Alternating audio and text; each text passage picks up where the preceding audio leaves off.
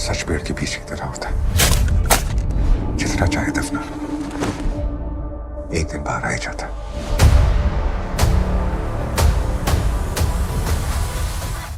দৃশ্যম সিনেমার তুমুল সাফল্যের পর আসে দ্বিতীয় কিস্তি দৃশ্যম 2 একই সঙ্গে বক্স অফিসে ঝড় তোলে। মালায়ালাম এই সিনেমাটির জনপ্রিয়তা এত বেশি ছিল যে মালায়ালি ছাড়াও একাধিক দক্ষিণী ভাষায় এমনকি হিন্দিতেও নির্মিত হয়েছে এটি, যেখানে অভিনয় দক্ষতায় নজর কেড়েছেন অজয় দেবগন। সেই ধারাবাহিকতা এবার আসছে সিনেমাটির তৃতীয় কিস্তি, এমনটা ঘোষণা করেছেন মালায়ালি সুপারস্টার মোহনলাল, যিনি দৃশ্যম ছবির সবচেয়ে গুরুত্বপূর্ণ চরিত্র। পরিচালক হিসেবে আগের 2 পর্বের মতোই এবারও থাকছে জিতু জোসেফ।